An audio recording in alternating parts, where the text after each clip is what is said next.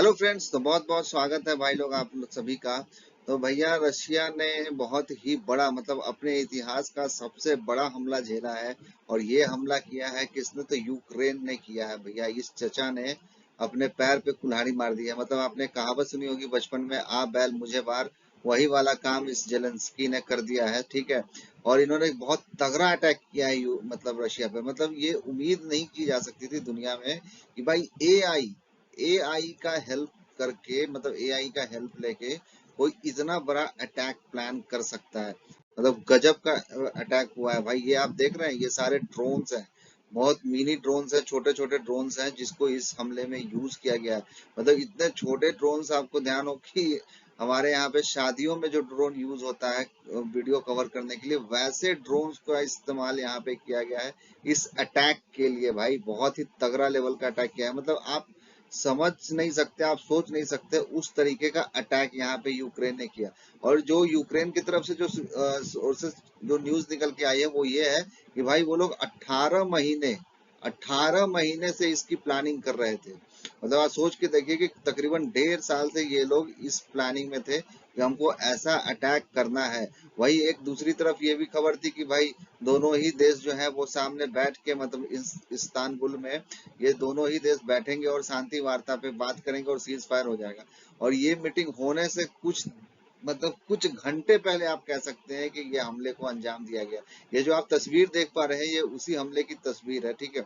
और ऐसा माना जा रहा है कि भैया रशिया का बहुत बड़ा नुकसान हुआ है और रशिया के जो एयर बेस हैं उसको तबाह किया गया है। मतलब ऐसा न्यूज निकल के आ रहा है कि 5 एयरबेस और 40 बॉम्बर्स, ध्यान रखिएगा हम बात कर रहे हैं बॉम्बर्स की, ना कि फाइटर जेट्स की। 40 बॉम्बर्स को यहाँ पे मारा गया है। तो 40 बॉम्बर्स की जो मतलब यहाँ पे है वो खत्म हो गए हैं रशिया के। तो आप यूज बता, मतलब आप समझ के देखिए कि कितना बड़ा अटैक यहाँ पे प्लान किया गया है। और सबसे बड़ी जो चीज इसमें निकल के सामने आई है वो ये आई है भाई कि मतलब जो रशिया की जो खुफिया विभाग है, जो खुफिया एजेंसी है, वो भी इसको पकड़ने में नाकामयाब रही। वो इस तरह से हुआ कि यहाँ पे ना जितने भी ये जो आप ड्रोन्स यहाँ पे आप देख रहे हैं इस तस्वीर में, ये सारे ड्रोन्स को एक ट्रक के अंदर इस तरीके से फिट किया गया था और एआई की सहायता से वो ट्रक्स को अंदर, मतलब स्मगल करके, स्मगलिंग के द्वारा इसको अंदर पहुंचाया गया। तब खुफिया एजेंसीज को ये पता ही नहीं चला। और ये ट्रक्स अपने एयर बेसिस के, मतलब अपने टारगेट के पास जाती है और वहां पे ये जितने भी ड्रोन्स आप देख रहे हैं इनका सारा कंट्रोलिंग पावर जो होता है वो मोबाइल के थ्रू होता है। और ट्रक के ऊपर का छत खोल दिया जाता है और सारे ड्रोन वन बाय वन करके उसमें से बाहर निकलते हैं और जाके अपने टारगेट्स को हिट करते हैं। बहुत सारे लोकल्स पर्सन को भी दिखाया गया कि वहां पे जाके जैसे ही लोकल पर्सन चाहते हैं कि इसको बंद कर दिया जाए, वो फेल हो जाते हैं और वो ट्रक अपने आप ब्लास्ट हो जाता है। अपने आप वहां पे बहुत सारे ट्रक्स ब्लास्ट हो गए, सारी चीजें हो गई वहां पे। तो इतना हाई लेवल का मतलब प्लान करके इसको टारगेट को अंजाम दिया गया है। क्या क्या चीजें हुई है देखिए। सबसे पहले आपको बता दें कि कौन कौन से वहां पे बॉम्बर्स थे जो उसको, जिसके बारे में यूक्रेन कह रहा है कि हमने उसको मार गिराया है।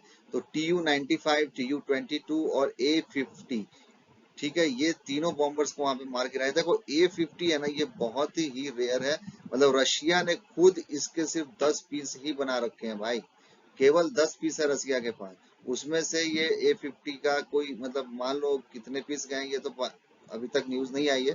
लेकिन ये पता है कि A-50 गया है। तो A-50 जो 10 ही है रसिया के पास, उसमें से अगर एक भी चला गया हो या दो भी चला गया हो तो आप सोच के देखिए कि कितना बड़ा नुकसान हुआ है रशिया को। इसके अलावा यूक्रेन की जो सरकार है वो ये भी दावा कर रही है कि 34% बॉम्बर्स जो है, मतलब कि अगर मान लो कि 100 है रशिया के पास, तो उसमें से 34 बॉम्बर्स को रशिया, यूक्रेन ने मार गिराया, खत्म कर दिया। और जो लॉस की बात की गई है वो $7 बिलियन का लॉस हुआ है रशिया को। तो बहुत ही बड़ा अमाउंट यहाँ पे रशिया ने लॉस किया है यहाँ पे। इसके अलावा जो ये जैसा कि मैंने आपको पहले बताया कि भाई इन लोगों की मीटिंग होने वाली थी सीज फायर को लेके, कि हम सीज फायर करेंगे। उसी बीच ये निकल के सामने आ गए। मतलब आप कह सकते हैं कि ये धोखा देने वाली बात है कि यूक्रेन ने ऐसा किया। ठीक है, जब सीज फायर की बात हो रही थी, जब सीज फायर होने वाला था, तो फिर ऐसा मतलब नहीं करना चाहिए था। लेकिन यूक्रेन पता नहीं क्यों ऐसा किया उसने। और इसने कहा है जेलेंस्की ने कि भाई इसको हिस्ट्री बुक में लिखा जाएगा, मतलब हिस्ट्री बुक में इसको नोट डाउन किया जाएगा। आप यहाँ पे देखिए कि हिस्ट्री बुक में इसको नोट डाउन किया जाएगा, इतना अच्छा अटैक हमने रशिया पे किया है। और इसके अलावा यूक्रेन ने ये भी दावा किया कि हमने, जो ट्रम्प सरकार है, जो अमेरिका की गवर्नमेंट है, उसको हमने इस अटैक के बारे में पहले ही बता दिया था। लेकिन यूएस के ऑफिशियल से ये सब खबर निकल के आई कि भैया हमको कुछ नहीं बताया गया था कि आप इस तरीके का अटैक जो है करने वाले हैं। तो मतलब कि अमेरिका को बिना बताए इतना बड़ा लेवल का हमला किया गया। ये वही अमेरिका है भाई जो इसको सपोर्ट कर रहा था। मतलब पूरे जो जो भी नाटो, देखो नाटो में जो जितने भी कंट्री थे वो सारे सपोर्ट कर रहे थे यूक्रेन को। ठीक है, सारे के सपोर्ट से यूक्रेन ये युद्ध लड़ रहा था। लगभग सारे जो भी हथियार यूक्रेन को मिल रहे थे वो सारे नाटो से ही सप्लाई हो रहे थे भाई। ठीक है, और अमेरिका नाटो का सदस्य है और अमेरिका को ही ये चीज नहीं पता है। अब बताइए, और यहाँ पे कह भी रहा है कि हमने अकेले दम पे ये करके दिखा दिया। तो अकेले दम पे अगर इसने करके दिखाया और यहाँ से अगर अमेरिका बाहर हो जाती है, नाटो बाहर हो जाती है, तो रशिया किस तरीके से इसको मारेगा ये सोचने वाली बात है। मतलब इन्होंने अपने पैर पे कुल्हाड़ी मार दी है यूक्रेन ने। और रशिया किस तरीके से, देखिए रशिया ने ना अभी तक यूक्रेन वॉर में बहुत सारी अपने हथियार को यूज नहीं किया था, जैसे कि बैलिस्टिक मिसाइल्स का यूज नहीं किया था रशिया ने। लेकिन इस हमले के बाद ये कयास लगाए जा रहे हैं कि रशिया अपने बैलिस्टिक मिसाइल्स लेके आ सकता है और बैलिस्टिक मिसाइल्स का यूज यहाँ पे कर सकता है भाई। अगर बैलिस्टिक मिसाइल्स का यूज होता है तो फिर यूक्रेन के लिए बहुत मुसीबत हो जाएगी। और यूक्रेन की तरफ से ये भी न्यूज निकल के सामने आई है कि इनके जो सेना है, मतलब इनकी जो आर्मी है, ठीक है, उनकी क्वांटिटी बहुत लॉस हो गई है। मतलब कि इनके पास आर्मी में जाने के लिए अब लोग नहीं है।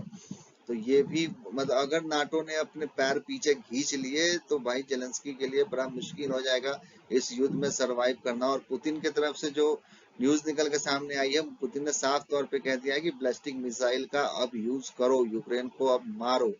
तो अब देखते हैं कि क्या होने वाला है, किस तरीके से रूस जो है अपना बदला लेता है इस अटैक को लेकर। लेकिन भाई आप सोच के देखिए कि एआई की सहायता से इतने सारे ड्रोन्स को स्मगल करके रशिया के अंदर भेज दिया गया और 5 एयर बेसेस को तबाह कर दिया गया। मतलब आप अंदाजा लगाइए कि इसकी प्लानिंग किस हद तक हुई होगी।